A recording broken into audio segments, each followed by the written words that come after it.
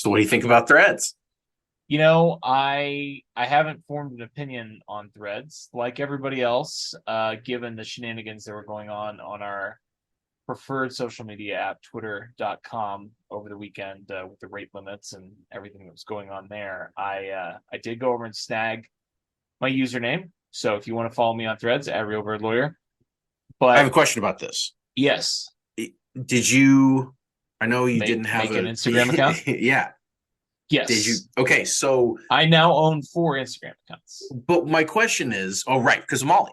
Um, do people are people just going and making Instagram accounts for Twitter accounts that used to exist that are big and now like claiming that that's their thread? Like the impersonation is something that I kind of feel like, how do we know that these people are these people? There are no check marks on Threads, There are no check marks on and the check marks don't mean Threads. anything on Twitter. They don't mean anything on Twitter. And we've reached the point with technology that anybody can deep fake anything. Yeah, So true. yeah, I mean the answer is that we don't know anything. Now my understanding of Threads is that it almost doesn't really matter because your timeline, your feed, isn't actually a feed. It's like a For You tab, essentially, is the only way that you can get any content on Threads, right? So, like, the fact that I'm following you, it doesn't Yeah. necessarily mean that I'm insured to see your threads. The theory goes that when they launched Threads, they did not want people to launch it and see an empty timeline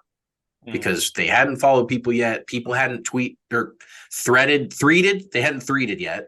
And so people think that they set up a base timeline of just everyone that's on Threads for the first, I don't know, launch window, week, month, whatever the case may be. And then once people start to join and kind of there's some content on Threads, then they're going to allow people to see the actual, I don't know. I mean, that's just all kind of people postulating about like what they would do in that situation and why that might be the case. Because if they're not going to let you, like, what's the point of following people if you're not going to, if it doesn't matter on your timeline? So I don't really get it. I was talking to Casey Sorrican, our guy, Kaka, and he's all over my feed right now because he's one of the 5 people that I follow. Correct. And he was saying that there was some setting on the notifications that if you flipped it to only people I follow, that kind of fixed his timeline to only being people he followed. I tried it.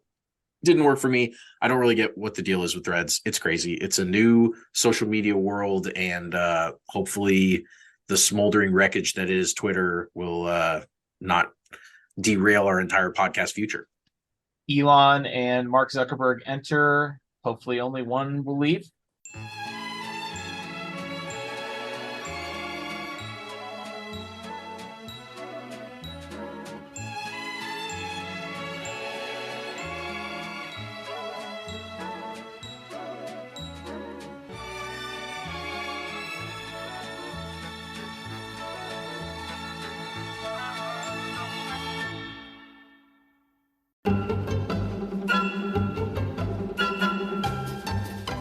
Welcome into It's Always Sunny in Cheese Kingdom. I'm Austin. Find me on Twitter and on Threads at Real Bird Lawyer. Here with me, as always, my co-host Taylor at Taylor_Wit, and on Threads at Taylor M Wit because my Instagram account was not my Twitter account. Oh, I made a new one because I was not going to share my real name with my Threads followers. I know it, but Taylor M Wit, which was my original, that's what I like to use on stuff, and that was taken on Twitter, which is why I went with the underscore. Right. Now I feel like an asshole. I feel like maybe I should change my Twitter. No, I can't change my Twitter. So maybe I should change my Instagram to Taylor_Wit. I don't know. It's a mixed up, crazy world, man. I don't know what to do. The moral of the story is that we're grown men in our 30s and we don't have time to maintain multiple social media accounts. So I have not threaded yet. I've not threaded. I did just check my timeline and I did see our guy Charles Goldman. I saw our guys Casey Rican out there. I saw you were out there with a couple of threads. You've been complaining about the lack of a GIF library. Yeah. So what the hell's up with no GIFs? I had a little bit of content in my feed for the 6 people that I currently follow or whatever it is. So check us out on there. I don't know if it's going to become a thing or not. I mean, Twitter is it's a shit show. So in the meantime, just follow us both places, and then you're guaranteed to get our content, I guess.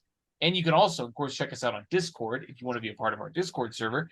You're not currently on there. That is a whale of a fun time. We have the all-time death stats, like The every running person list. that's died since the Chiefs last lost to the Broncos is in our Discord. That's the only place in the world you can find that information, frankly. And hit me like, up on Twitter. DM me if you want to be on Discord, or email us at it's always sunny in Chiefs Kingdom at gmail.com if you would like to join Discord. As always, check out our sponsor, Underdog Fantasy. Use our promo code SUNNY, SUNNY, match deposit up to your first $100. Speaking of fantasy, we are going to try and finalize our 3 podcast listener leagues sometime in the next week and a half. Draft dates will follow. Stay tuned for that. We're going to try and get all that going in the Discord. It will be on Sleeper. For those of you that are already in the leagues, avid listeners to the podcast, you know what's going on. You know the deets, but we will get those leagues finalized and rounded out. And we'll get some draft dates started. I mean, listen, it's July 6th, and there's nothing going on, and this is going to be another show of minimal content and maximal riffage and bullshitting and getting through the off season. But like, training camp is in like 3 weeks. Yeah. And then the season is like a month after that. So like, it's all downhill once training camp starts. It is. And we're almost there. We are almost there. We've got a good, solid, workmanlike show for you guys today. We've got news. We've got an ass blast from the past. 2003 Week 9, the 8-0 Kansas City Chiefs hosting the 3-5 Cleveland Browns. Come to Kansas City, see if the Chiefs can make it to 9-0. We'll get to that, but first, Andy Reid had a presser last week, talked a little bit about what the Chiefs have gone through with OTAs and minicamp, said the team showed up relatively healthy and ready to go for their offseason program. Feels like they made a, quote, good foundation going into training camp. Guys came out relatively healthy and ready to go. They pushed themselves, they challenged each other, and it's a good foundation to take up to camp. Not a whole lot to take away from that, but obviously you like to see the team is healthy through the first part of the offseason program. Yeah, no weird, jet ski accidents or any type of like just kind of random thing. Nobody comes in with a knee or an ankle or something that anyone. And I mean, if they did, it wasn't notable enough for Reid to mention it. So you like to defend your Super Bowl title with a healthy roster the next year, and it seems like the Chiefs have that. Certainly do. And they have a bunch of interesting wide receiver prospects. We've obviously been talking about the wide receiver room throughout the offseason. Andy Reid did mention by name wide receiver Sky Moore. He said that Moore was one of their most targeted receivers and is making a good jump with his development. Sky was one of the higher targeted receivers, Reid said. He had close to the most catches. I think he's taking a good jump. The quarterback trusts him. There's still a lot of room to climb. He's so willing, though. I mean, it's great to hear. Sky Moore hype? You on board? I'm not. I wish I was, and I feel like I'm unnecessarily a Sky Moore hater. Like I don't even want to be, but that's because you're a Justin Ross lover. I am a Justin Ross lover. Shout out to Charles Goldman, who predicted that Justin Ross would be a roster casualty, a cut casualty, to start the year. So gives Charles has been getting flamed in the comments for that, by the way. He has, and I mean, he's a man of conviction. He is, and I get where Charles is coming from. I mean, if you're going to cut a guy on the roster, like Justin Ross at least has a profile of a typical NFL cut, even if that's not really what Chiefs fans think, or maybe even what the front office thinks. We'll find out what they think about him here in a couple of months. But as far as Sky goes, I think I mentioned this one other time in this offseason, but I think I just kind of have this like anti-second round Chiefs wide receiver bias type of deal where like it just hasn't worked for so long that, and including it didn't work really last year for Sky Moore. I get it. It was a growing season and he did make some strides and it's a tough job and all this stuff. But we've seen a lot of other NFL wide receivers in the first and second rounds pop. And certainly Sky Moore did not really do that. So, I'm in wait and see mode. The moment that guy has a big game, I'm going to be fully on board. He just hasn't ever had one yet. Sure. That's completely fair. In other wide receiver news, Richie James got a little bit of time on the podium, and he's one of the guys that I think Charles did have predicted to make his top 7 wide receivers. Obviously, he came over from the Giants. He had to say this about Andy Reid. It's very similar offenses, which makes sense since obviously his offensive coordinator last year was former Chiefs legend, Mike Kafka. That's right. But you've got the smartest and greatest head coach you can possibly ask for wherever they put me at. I'm just here to contribute and whatever they want me to do. So, I mean, pretty standard stuff, but it's good to see that he's picking up the offense.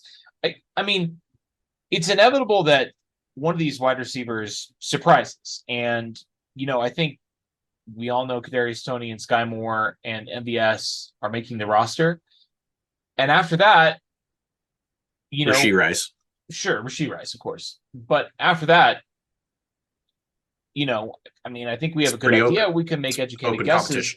But in terms of who's going to not only make the roster, but who's going to actually get playing time, I mean, those last three guys after that top four, not only is it open who's going to make the roster, but I feel like there are 5 or 6 guys that not only could either get cut or could end up being like the Chiefs' second or third leading wide receiver. We would be remiss if we didn't mention Justin Watson, who did sign that deal and will be on the roster. No question in my mind. But those 5 guys, nobody's the dog. Nobody's the guy that, I mean, like you said, there's just a lot of guys that are on that fringe and on that could step up and have a significant role, or we might never hear from him again. And we'll just have to kind of wait and see how the rest of this thing shakes out. But the wide receiver, I mean, that's got to be number one camp, intrigue spot. Oh, right? It's going to be incredible. I mean, above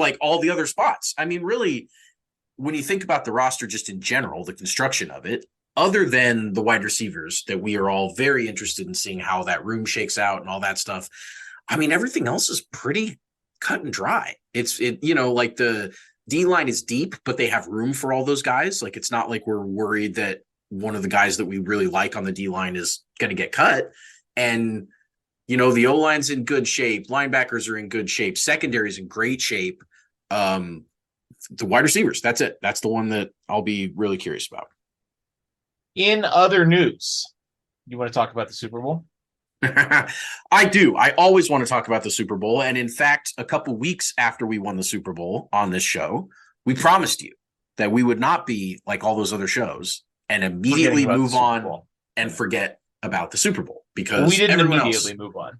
We didn't. No, our second show after we won the Super Bowl was called The Gang Still Remembers They Won the Super Bowl, because it's a big deal. And it's something that as we progress in the off season, I just think it's worth going back and emphasizing and pointing out and taking our victory lap that the Chiefs are defending Super Bowl champs, bitch. They sure are. And another group of individuals that understands on some level the Chiefs are defending Super Bowl champions are the Philadelphia Eagles. Uh-huh. And because they're talking about it, we're going to talk about it. I mean, this is July content right here, but boy, I was surprised at how much pop this was getting this past week. It started with Eagles defensive end Brandon Graham. He said, "You need that traction to be able to get off the block, and we were slipping a lot. I don't make excuses. I just know that's what was being talked about, us trying to get out of our own head a little bit too. I'm telling you that O-line, they got blessed. I'll say that. So I'm not making excuses, but the field was bad, and that's why we lost." That's the gist of that. Now, CJ Gardner-Johnson, their defensive back, went a little bit further after Brandon Graham made these comments on the conditions on the field on the Super Bowl. He tweeted just a couple of days ago, "Run that bull back on legit grass. The D-line smashed that O-line. I'm sorry. Speaking face emoji times 3. Your thoughts on this initial volley? I want to rewind before this volley real quick. Okay, yes. And talk about why Brandon Graham and CJ Gardner-Johnson were talking about this week, the timing. And that's because the NFL claimed that the Chiefs and Eagles wore the wrong cleats for the Super Bowl. And in fact, the players were at fault for the field being slippery and not the NFL. So basically, the NFL was saying that, I know it looked really bad out there, but I'm telling you guys it's because the players were bozos, which is just a complete fabrication. It's very much big NFL type of media response there, because both of these teams had played in Arizona before in this season, and we never saw these players wearing the wrong cleats in any other game or slipping in any other game or doing any. I mean, it was very clearly Arizona. I think there's the field. And so the NFL comes out and says that. The Eagles see that they wore the wrong cleats, and they're kind of coming out going like, nah, the field was terrible. And then they say, yeah, if you play it again, and like CJ Gardner-Johnson said, if the D-line would smash the O-line, as if they both have completely forgotten that both teams played on the same field, and that, that if there was a field issue, which they both seem to agree that there was, then like, how come the Chiefs had 2 sacks, and how come, it just, it's loser mentality. It's loser mentality. They pushed Jalen Hurts out of bounds 1 yard. Yeah, sure. One of those was barely a sack, but again, right. But again, like, it's not like the Chiefs were getting any pressure in that game, right? Like, this was an offensive game. The offense is 8, and like, they're playing on the same field. Like, you could say that gave an advantage to the Chiefs, but really it just gave an advantage to both offenses. And it's not like the Eagles had a bad offense. It's not like the Eagles were a defensive powerhouse that were relying only on their defense to win the game. This was probably the second best offense in the NFL behind the Chiefs. Well, and the Chiefs had the second most sacks in the NFL behind the Eagles. Right. So, exactly. If you're going to neutralize the Eagles pass rush, you're sure as shit neutralizing Chris Jones. Like, you just can't have it both ways. And I get it. I've been on the side of a team that loses a heartbreaker, and you want to blame everything but your team not being good enough. You just want to. That's how life goes. And the Eagles are still going through it. They'll probably still go through it for a while longer. Philly fans went through a horrible year-long stretch where they lost basically every professional sports championship that you could lose. They literally just kept getting there and losing and getting there and losing. And like, they've got to be pretty sick about it, but doesn't do anything to tarnish the rings on our fingers. CJ Gardner-Johnson said that he tried on 3 different pairs of cleats and then none of them worked. But although the NFL said that both teams were kind of wearing the wrong cleats, the Chiefs have maintained, really since the day they won the Super Bowl, that they had the advantage in terms of, getting traction on the field because they were better prepared. Their equipment staff was better prepared for the field conditions. Jarius Sneed, and I swear this is true, this is a true fact, quote tweeted CJ Gardner-Johnson and just said 7 studs with the little, winky emoji, which obviously is the cleats that the majority of the Chiefs were wearing. I do not see that tweet anymore, which means he must have deleted it, but I promise you it exists. I retweeted it. I thought it was hilarious. It is. And I guess L'Jarius he keeps a low profile. And I think he maybe realized that he flew a little bit too close to the sun with that tweet, and he decided he didn't want to provoke anybody. But I'm sure Chiefs PR just DM'd him like 20 minutes after he tweeted it. It was just like, hey, bro, take it down. And that was that. Hey, bro, you know why Juju Smith-Schuster's not here anymore? Yeah, exactly. Take that tweet down. That's good. Take your threat down, too. And we probably shouldn't let the Super Bowl topic go without discussing this hilarious play that you sent me that I hadn't seen. Oh, my God. We do have to talk about that. So Peter King had his podcast, which I've not listened to. This is third-hand information, but it was making the rounds on Chiefs Twitter this week, and we have to talk about it.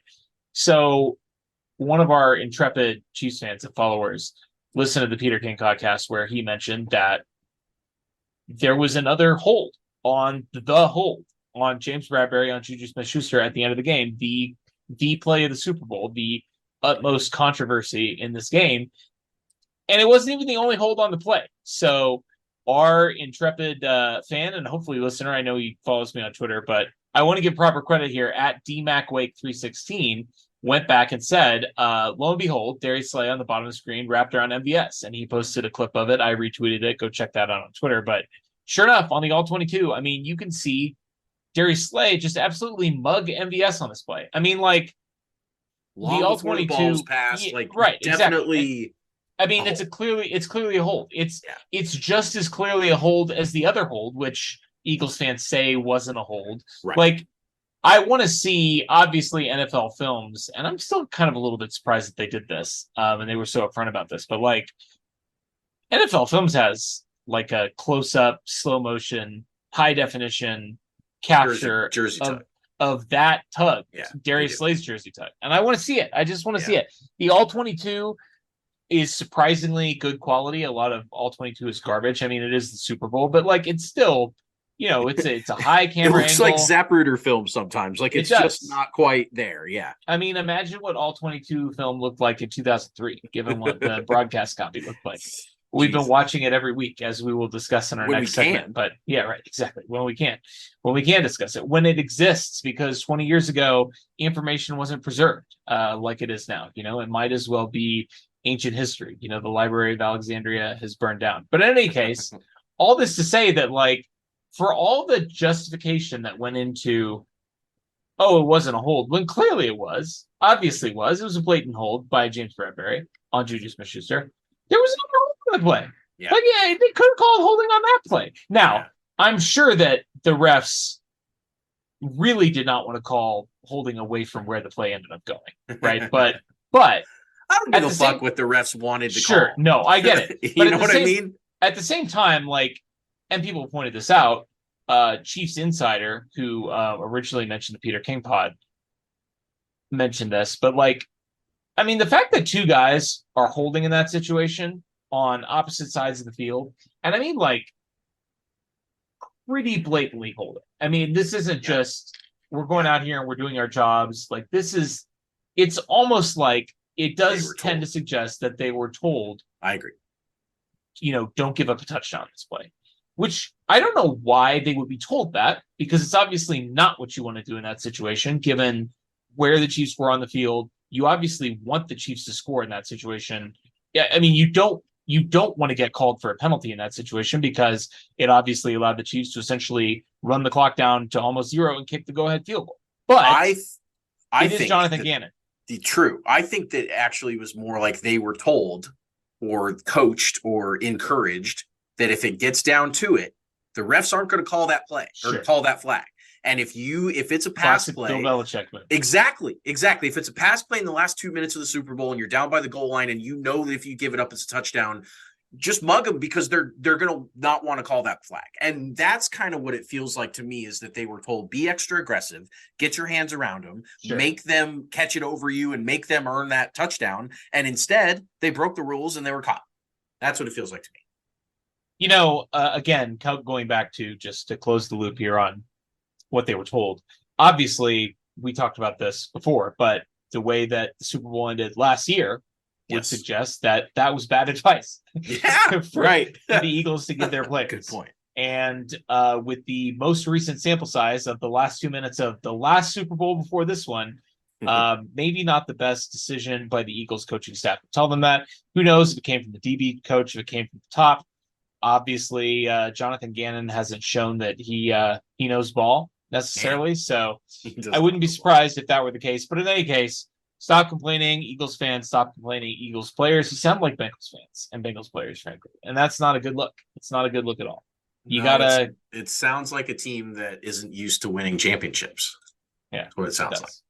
Speaking of teams that are used to winning championships, let's take a trip back in time. Our ass blast from the past. It's week 9, 2003. And the Kansas City Chiefs, baby, I just know they're going to win the Super Bowl. They're 8-0. They're hosting the 3-5 Cleveland Browns at Arrowhead with a chance to go to 9-0 for the first time in franchise history. What do you remember about this game, if anything? Literally nothing, which is for me incredible, really funny, because I was locked in to this whole season. This is the only game on the schedule that I didn't even remember it happened. I couldn't even if I was blindfolded and told to name all the opponents from the 2003 season, I would have gone 15 for 16, and this would have been the one that I just couldn't have pulled. And what I really found, you probably would have gotten it because we played the AFC North. I know. I just thought about that. I would have pieced together the schedule based on that. But I if I were trying to imagine the game, I just couldn't even. I couldn't have told you a score. I couldn't have told you anything. And that's just kind of the way that the Browns are treated by the rest of the NFL. And that's just a testament to the way they've always been. Just complete invisible. Well, not always. They used to be pretty damn dominant, but then they fell off a cliff, and they have been at the bottom of that cliff ever since. I do want to set the stage for this game and talk about the last time these two teams met before this 2003 Week 9 game. Before you do that, by the way, can I just say that the 2002 Browns did go 9-7, and they made the playoffs. They lost the wild card game. They were fine. Listen, They were this fine. was this season for them. They finished 5-11. This was the start of 4 consecutive fourth place finishes. Then they went 10-6 under Romeo Crennel, the GOAT. That's right, the GOAT. Second out of 4 in the AFC North. Then fourth, third, fourth, third, fourth. Oof, not great. Not great. Not great. The Browns is the Browns. And including the Browns being the Browns, this was one of the most memorable Chiefs games before games really started getting memorable. I mean, certainly in my childhood, I will always remember this game. I bet some of you who are listening even know the game that I'm talking about before I bring it up, but I'll set the stage. It was opening week 2002, and the Cleveland Browns were the Chiefs had just scored to take a 1-point lead with 3 minutes left in the game, 37-36. This was just a barn burner of a game. Priest Holmes had 4 rushing touchdowns in this game. I mean, it was crazy, but Priest scored his 4th touchdown to take a 1-point lead, and the Browns drove right down the field with 29 seconds left. They kicked a field goal. They kicked a field goal, 41-yarder, to go up by 2. And 29 seconds. This is before 13 seconds. This was basically impossible. 2002 NFL, go score 2 points in 29 seconds. Sure, that's a tall mountain to climb. But as I'm sure everyone's chuckling and remembering, Phil Dawson kicks the ball off. Dante Hall returns at just 19 yards. So the Chiefs have 1st and 10 at their 35 with 21 seconds left. Trent Green has to scramble. And so no one's open, and he scrambles, and with 5 seconds left, he spikes the ball to stop the clock. And he did gain 12 yards on the scramble, but now there's 2 seconds left, and the Chiefs are still on their end of the field. They're on the 47-yard line. And there's just you're not kicking a field goal from your own 47. No, it's Hail Mary time, right? So the Browns rush. Trent Green is running for his life. He gets spun around by defensive end Dwayne Rudd of the Browns and throws the ball in a desperation heave that gets caught by John Tate, right tackle John Tate. And John Tate rumbles because everyone had dropped back to the goal line to defend the Hail Mary. John Tate manages to rumble 28 yards on this pass play, but it's the end of the game. It's no time left. The Browns are celebrating. They just won an opening day game. They were thrilled, but the guy that had Trent Green he spun him around. He thought he brought him to the ground, Dwayne Rudd.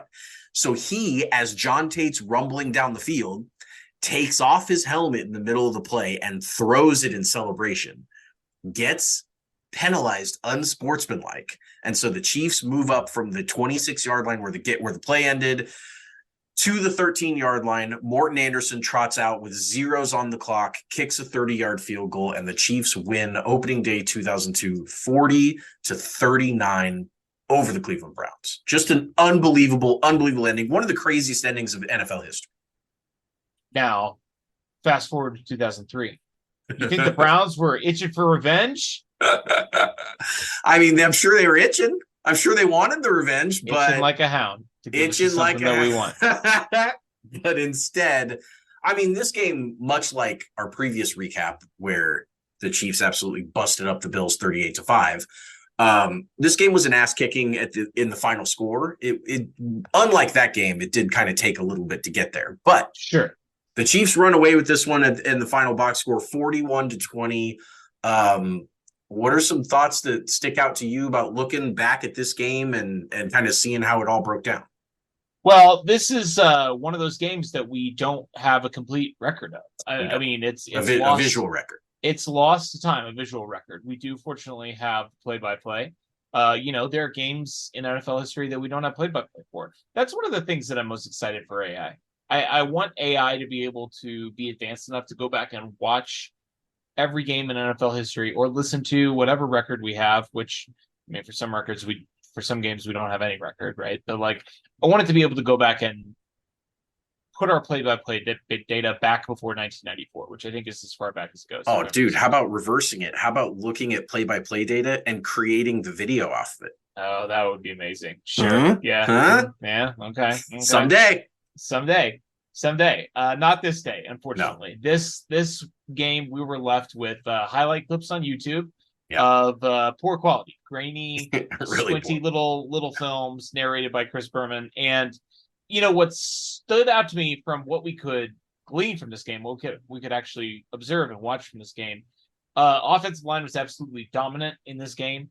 Run blocking, especially for Priest, who was effective and great running the ball again, but in particular in the pass blocking quadrant, they did give up 3 sacks. Trent Green did take 3 sacks, but of course he's a statue back there. I mean, you can't keep Trent Green from taking sacks. Guy's going to take sacks. He basically can't move back there.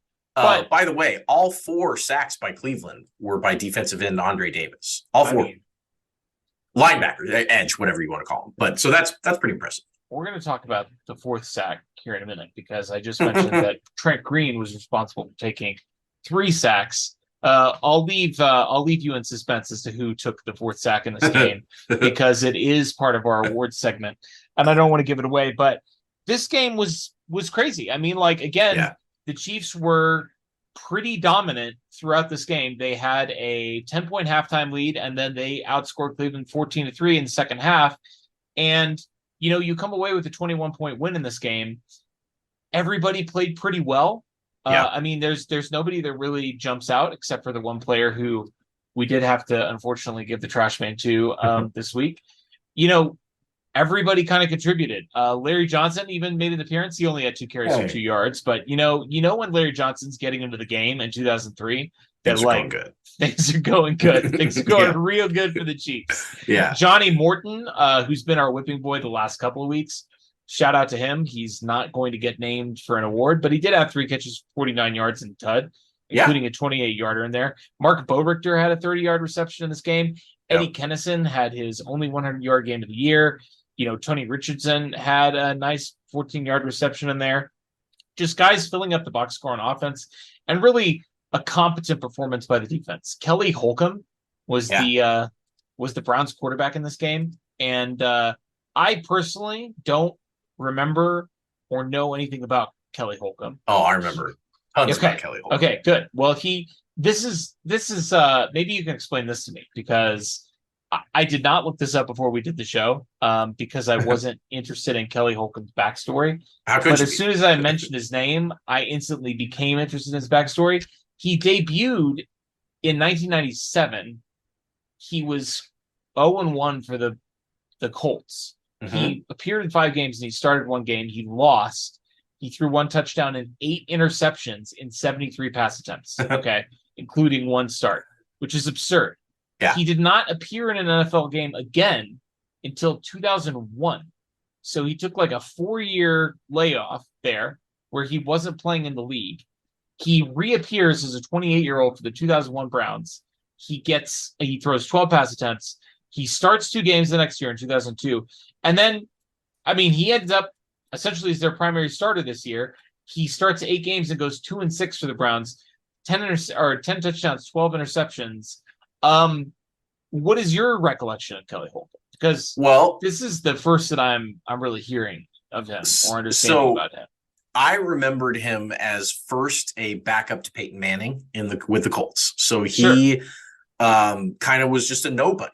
And then the Browns, being the Browns, they take a nobody and they're saying, hey, do you want to play quarterback for the Cleveland Browns? And the guy's like, well, it's either that or literally don't play for anyone ever again. So sure, I'll take your job. So just a journeyman. He played 4 years for the Browns, and then he went Bills, Eagles, Vikings, and retired. Didn't really ever, do much of note outside of his 4 years with Cleveland. But I kind of remember Holcomb in the sense of that Browns jersey where it has all their failed quarterbacks on the back. Yeah. Every single name. That's how I remember Kelly Holcomb. It's just one of those names, right? Just a guy that played somehow 4 years for an NFL franchise and didn't deserve a single snap of it. Was really just putrid. But, he did have a banger of a game the year before against the Chiefs on opening day. He had 3 touchdowns that game, looked great. Certainly a guy that didn't have that type of game very often, but that was Kelly Holcomb. He had 3 career 3 touchdown games, and that 39-40 loss was one of those three. So, anyways, he's the starter. Hold on. I gotta throw one more Kelly Holcomb stat up for our avid listeners. Good. This is turning into a Kelly Holcomb podcast instead of an Ass Blast from the past. We're really ass blasting Kelly Holcomb now. He's catching all kinds of strays. Yeah. In his last 3 appearances for the Colts in 1997, before he was out of the league for 4 years, he dropped back 13 times. He took 2 sacks, so he threw 11 passes. He completed 4 of the 11 passes that he threw, which is not good. And he threw 4 interceptions. So in 11 passes, that seems not good. He threw 4 picks, including in his last appearance for the Colts. He comes in relief, and he throws 8 passes, and he throws 3 picks. I mean, yikes! Coming on as the backup and throwing 3 interceptions and 8 pass attempts, that's Nate Peterman-esque. That's well, at least all of his passes landed with somebody. He was 5 of 8 with 3 picks, and none of them hit the ground. Well, there you go. Sorry, continue. I just wanted to throw one last grenade in Kelly Holcomb's direction. And he actually was not out of the league. He just was a backup and never got any snaps. Sure, yeah, exactly. But he certainly was a Colt for that entire time, backing up Peyton Manning. And that was kind of when Cleveland brought him in, they were like, oh, this guy's learned from, I mean, Peyton at the time was still young, but that was that was kind of the story. He's already running his own offense. Yeah, he was Peyton fucking Manning. By his bootstraps, right? Exactly.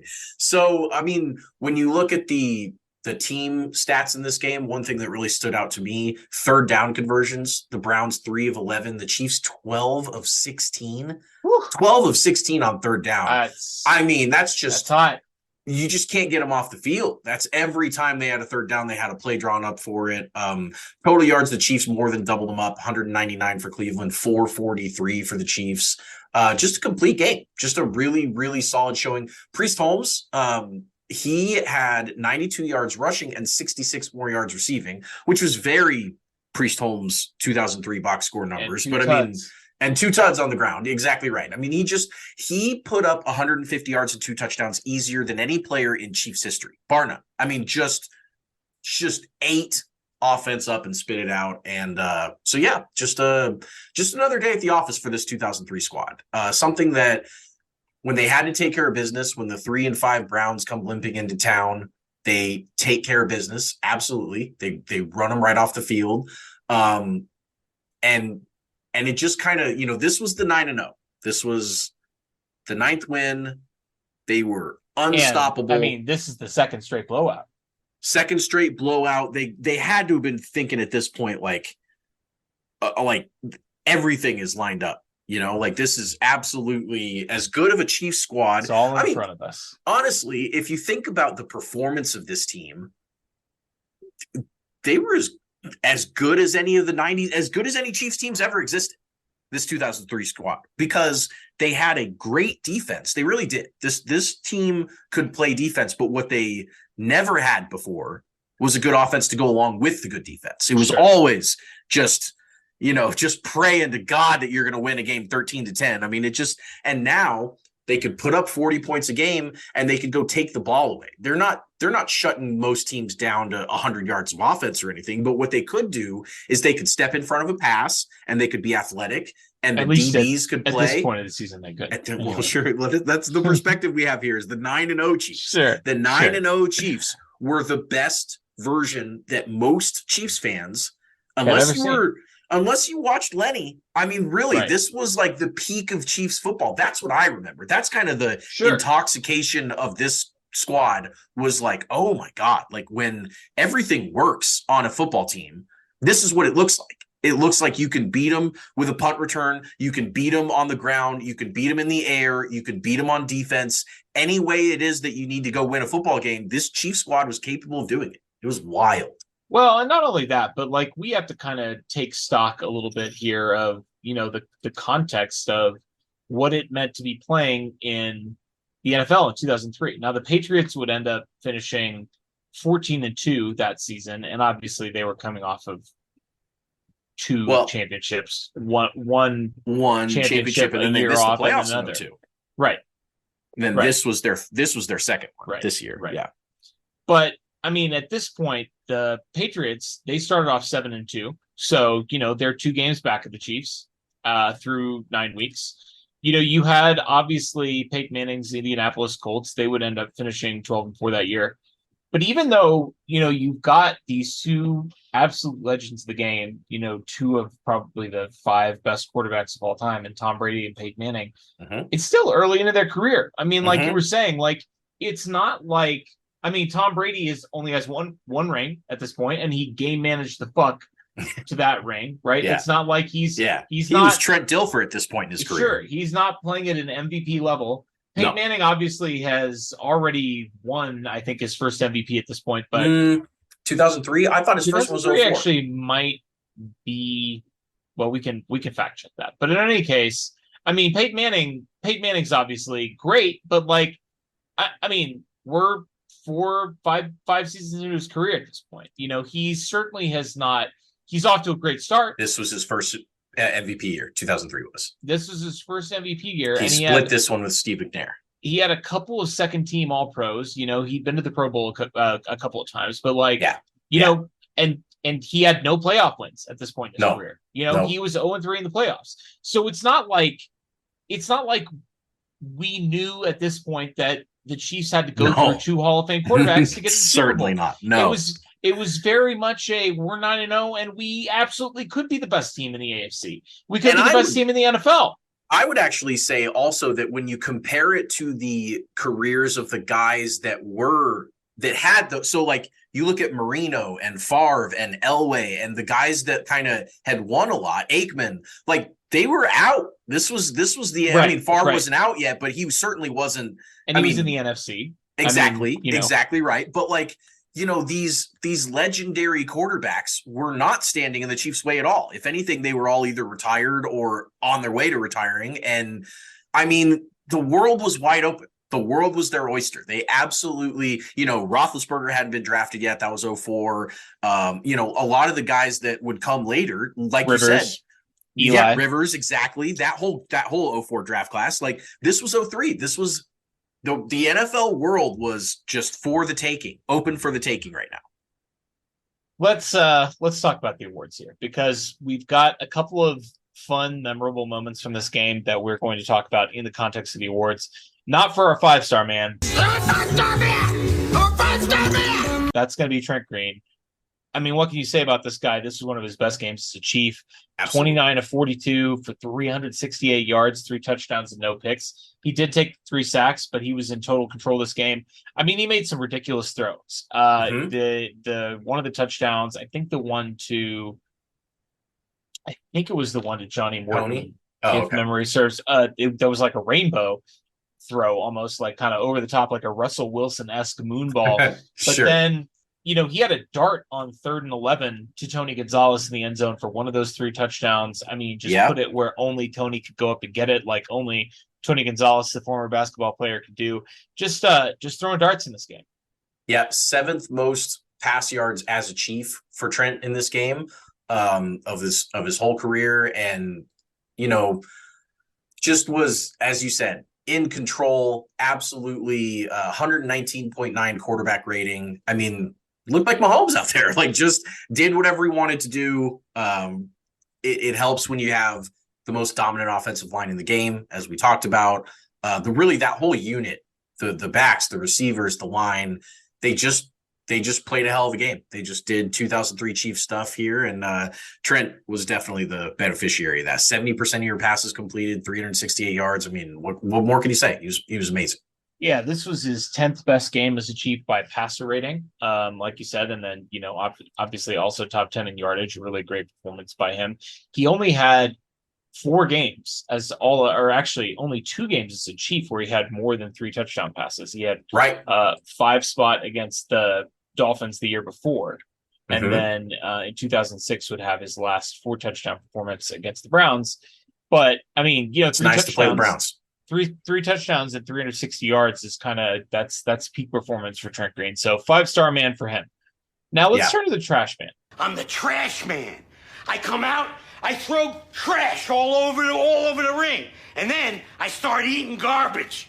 This is a controversial choice this week because certainly this performance, it had some wild card elements to it. But Yep. the trash man was Dante Hall. Dante had one rush in this game for -1 yards. He had 2 receptions for 9 yards. Now, he did have a 77-yard return in this game, and it looked for all the world for about 30% of this return that he could go all the way. Sure. But he gets ankle tackled from behind with essentially 1 or 2 guys left to beat. I mean, this is a great return. It was a great return, and it easily could have gone to the house. But ultimately, he doesn't break it. He doesn't break it. And the real reason he gets the trash man in this game is, number one, we don't have a lot of trash men in this game. No. This is solid performance across the board. It was. But there was a bizarre play in this game in the fourth quarter that won Dante Hall, the trash man, in a weak field this week with 12:43 left in the game in the fourth quarter, with the Chiefs on the Cleveland 35. 1st and 10. I mean, drive it. They just picked up a 9-yarder to Johnny Morton. They had a 22-yard pass to Eddie Kennison on this play. Dante had gotten him off with an 18-yard return. Dante Hall gets sacked by Andrew Davis for a -10-yard loss. He fumbles the ball, and it's recovered by Cleveland and returned for 8 yards to the Cleveland 45. So instead of the Chiefs having the ball deep in Cleveland territory, the Browns have the ball at midfield. And at this point, they're only down 2 scores with 12 minutes left in the game. It's a 34-20 Chiefs lead at this point. This was not on the highlight reel. And I don't know what this play was. All we have is the play-by-play, which says Dante Hall sacked by Andrew Davis for a 10-yard loss. Dante Hall fumbles, recovered by Cleveland, returned 8 yards. When the play-by-play says there's a sack, to me, the way that I understand it to work, and this could be wrong, but the way I understand it to work is that the play was blocked up to pass. If the player would have thrown a pass, it would have been a legal pass, and instead the player got tackled. That's how I understand a sack to work.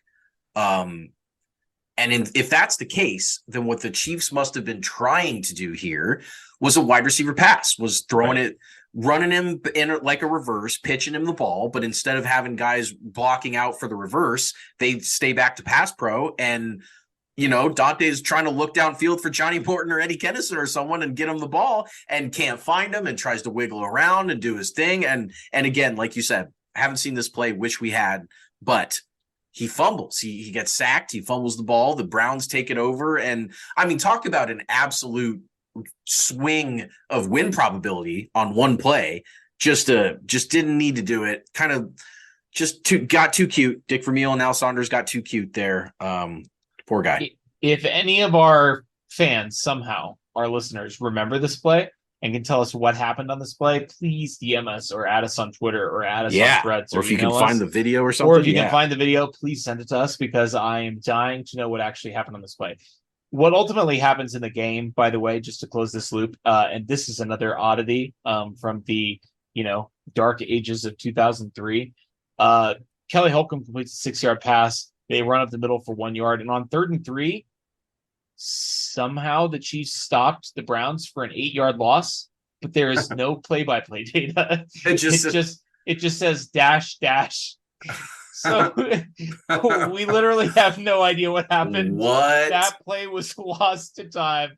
And it's an 8-yard loss. Sequence. It's an 8-yard loss. What was it? Did their punt returner get sacked for an 8-yard loss? Right. And when there's a sack that's missing from the play-by-play data, that's a big deal. That's a much bigger deal than, I mean, yes, very strange to go see 3rd and 3 dash 4th and 11. It's like, all right, I guess 30 seconds are lost to time. Very, very weird.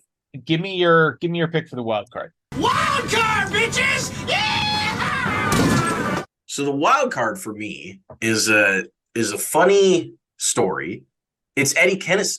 And so Eddie Kennison actually had a really good game this game. But definitely could have been a 5-star man. Certainly could have if Trent Green didn't exist. But Eddie had 7 catches for 115 yards and a touchdown. And so that's a great game. One of the things that we have established, especially in this Ass Blast from the past, is that oftentimes the wild cards instead of it being like an up and down performance, it's like a you didn't expect something type of performance. It's capable of anything. Sure. And Eddie only had one as the, if you had asked me before or after the season or whenever, but who was the Chiefs wide receiver 1 in 2003? I would have said, because it's true, Eddie Kennison. And he only had one game over 100 yards all season. And it was this Browns game, which was shocking to me. Stunning. It's very, very surprising. But then also really hammering home the wild card aspect for me is just a weird play call decision by the Chiefs. And I'll set the stage. Yeah, lay it on me. The score is 34-20. Chiefs have the ball. They are in Cleveland territory. They're around the Cleveland 30. They're trying to run the clock out. The Browns had called their third timeout with 3:12 left. Trent passes 2 times after that third timeout, passes to Tony Gonzalez for 6 yards, and then throws incomplete to Eddie Kennison on 3rd and 3. So if they're trying to run the clock out, don't really understand that with your you're throwing the ball and you have the most thumb. Yeah, right. Exactly. I mean, so then the clock ticks down and the Chiefs call, oh, actually, this is funny. Oh, yeah. So they incomplete pass, and the Chiefs call timeout. Clock wasn't stopped or ticking, so it doesn't matter. But with 2:25 left, the scenario is 4th and 3 from the Cleveland 27, which he had 17 for a field goal. That would have made a 44-yard effort. Morton Anderson was hitting 44-yarders. That is not a range issue for him. I know he's old, but certainly could have trotted him out to make the lead 17, 3 scores. I mean, with 2:25 left with no timeouts. No timeouts, right? End the game. You end the game with that field goal. And instead, the Chiefs call a play. And 4th and 3, you think maybe you're going to try and line up and power him for 3 yards. I mean, Priest averaged like 5 yards a carry that year. Like, certainly to get a 3-yard run, a jumbo package with that line and Jason Dunn and T. Rich, like that would have made sense. But sure, in the worst case scenario, you're going to take the game down. You're going to take the clock down to the 2-minute warning. Well, not on a 4th down failure because. Oh, that's true. You're right. But you'd be a turnover and dance. The Chiefs decide, instead of all this stuff that would make much more sense, they just run basically looks like the most basic pass play, like a straight drop back by Trent, no trickery, no misdirection, just a 5-step drop. They send the wide receivers deep. He throws a rainbow to Eddie Kennison in the corner of the end zone, which is very hard to come up with the real estate, with the defenders, with the sideline, with all that stuff. Eddie Kennison comes down, catches the ball for a 27-yard completion that got him over 100 yards. He wouldn't have been over 100 without this insane 4th down call, and a touchdown. And the Chiefs go up 41-20. And just thinking back on this, with a 14-point lead in field goal range with 2 minutes left, with the other team doesn't have timeouts, why are you calling a 27-yard rainbow pass to the corner of the end zone? That makes no sense. My thought is, maybe. Hear me out here. Let's put on the tinfoil hats. You know that missing play, 3rd and 3. Oh my God! Yes. What happened on that play? Oh my God! A fight. What if it was a fight? What if it was a guy taking a cheap shot? What if it was? I mean, who knows what could have happened? What Literally, if a Cleveland defender ran into Al Saunders on the sideline? Sure, it's been erased from NFL history. It doesn't exist. What if this was revenge for whatever happened on that play? 3rd and 3 with 11:24 left in this game. That was so disgusting that the NFL historians said we can't even keep the play-by-play data what happened. Expunged from the record. We're ashamed of it, and we have to make sure that no one ever knows what happened there. You're probably right. I don't see another scenario that makes more sense than that. No, me neither. And that's really the only way to explain Dick Vermeil's actions and Al Saunders' actions, calling this deep pass play 27-yarder on 4th and 3. On 4th and 3 with a 2-score lead. When you're up 14 exactly, like that specific lead, you give the other team the ball with 2 and change left. They score a touchdown, they kick an onside kick. Like it can quickly turn into a game. Quicker. Sure. And if they were up 21 at that point and decided to call a 4th and 3 shot play, it's kind of like, whatever, fuck it. Like the game's already out of reach. And if they were any closer than that, then you kind of think like, oh, well, they're trying to go for the jugular and put the game away. Like 14 is like the magic spot of like, it doesn't make any sense at all. And the 3 points puts you into the Right, three-score game, into a three-score. 17-point Yeah, game. right. Like the whole thing just screams. And, you know, Morton Anderson went 7 for 7 in this game, 5 for 5 on extra points, 2 for 2 on field goals. If you didn't have a kicker or if he was hurt, like he kicks Sure. the extra point on this Eddie Kennison yard the touchdown. Sure. So it's not like he slipped on the kickoff and they're like, shit, Morton's not ready yet. Like we got to maybe just run this play.